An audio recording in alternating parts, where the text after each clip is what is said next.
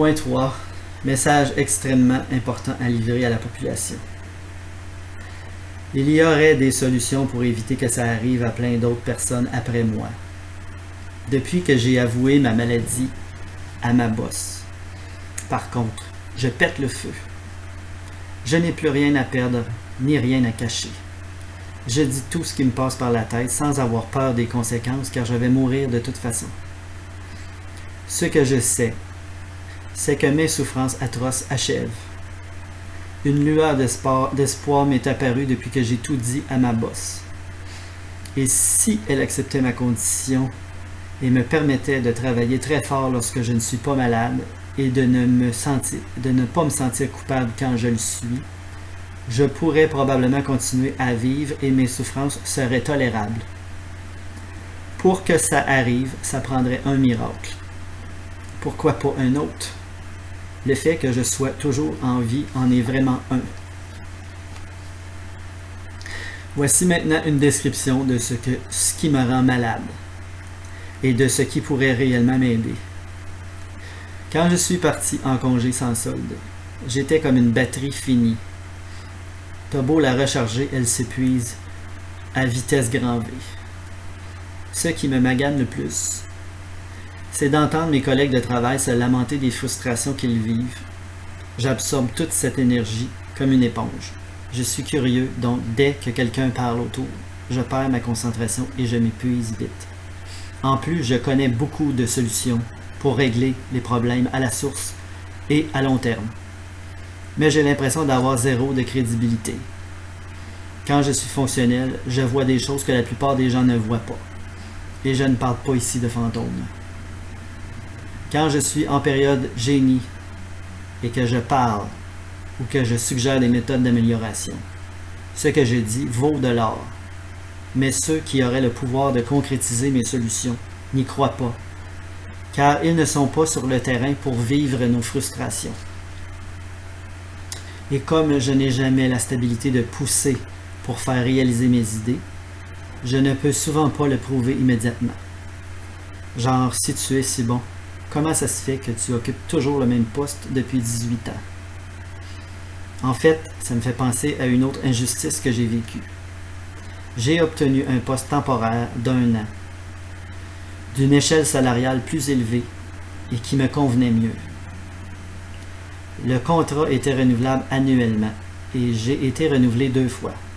Par contre, au début de ma 3e année, le syndicat a eu vent du renouvellement et a forcé l'employeur, après avoir vu qu'il m'avait renouvelé pour une 3e année, à rendre ce poste permanent ou à me retourner sur ma chaise infernale.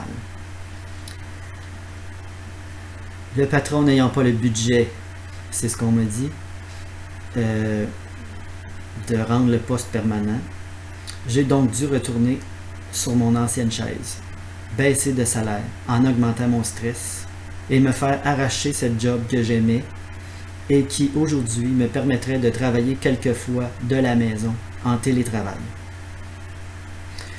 C'est la fille que j'avais formée pour nous aider qui a donc pu avoir ma job. J'étais encore dévasté et trop faible pour entreprendre quelque démarche que ce soit pour me défendre. Je suis donc retourné en enfer et en dépression. En passant, je n'en veux pas du tout à la personne qui a eu le poste et je n'en veux pas du tout à mes employeurs parce que j'aurais fait la même chose. Une partie aussi du fait que j'avais plus d'énergie pour me battre, pour revoir la job, c'est que je savais que j'étais fonctionnel en intermittence. Je fais du soutien de logiciels informatiques. Et pendant 12 ans, j'ai braillé pour qu'on nous donne l'accès à distance à la visualisation de l'écran de nos clients. On pouvait facilement perdre 1 heure à gosser pour régler un appel, car on donnait des instructions par téléphone, mais on ne pouvait pas suivre les actions de notre client en temps réel. Parfois, il disait faire ce qu'on lui avait demandé, mais il faisait autre chose. Parfois même empirait son problème. On s'arrachait les cheveux à se demander pourquoi la solution ne fonctionnait pas. 12 ans à répéter que c'est ça, entre autres, qu'on avait besoin pour améliorer le service et diminuer le stress qu'on vivait chaque jour. C'est presque inimaginable de penser que ça a pris tant de temps avant de comprendre. Je vois beaucoup plus les solutions que les problèmes. J'aime attaquer le problème à la source, là où c'est très efficace à moyen et à long terme. Aujourd'hui, pour ma condition, ce qui m'aiderait énormément, et ça fait au moins une dizaine de fois que je le demande, ce serait qu'on me permette de faire du télétravail. Je suis extrêmement sensible aux conversations autour de moi. Au bureau, c'est très bruyant et très brûlant pour moi de se concentrer pour performer. Les compagnies qui comprendront avant les autres que le télétravail est payant vont aller chercher des ressources humaines très compétentes et très efficaces. Les compagnies comme celle pour qui je travaille vont offrir la possibilité de faire du télétravail en soutien informatique seulement lorsque leurs compétiteurs le feront, et ceux-ci ont déjà commencé. À ce moment, ils n'auront plus le choix de suivre, car ils vont manquer de ressources humaines. Sans compter que si plus d'entreprises permettaient le télétravail, il y aurait moins de congestion et de trafic sur les routes, et ça enlèverait aussi du stress aux autres travailleurs qui n'ont pas le choix de se déplacer, et ça diminuerait aussi le niveau de pollution.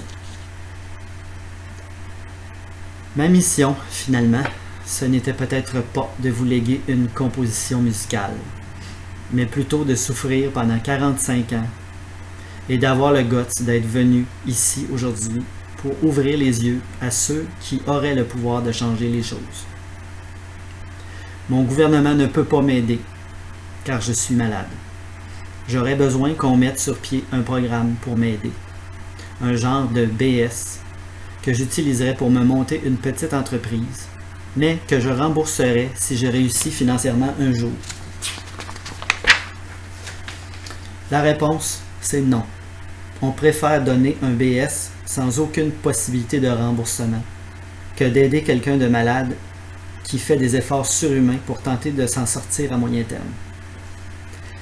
Le travailleur moyen doit se taper des journées dans le trafic, du stress quotidien et s'arracher le cœur pour qu'à la fin, il ne lui reste pas grand-chose de plus que celui qui ne fait rien.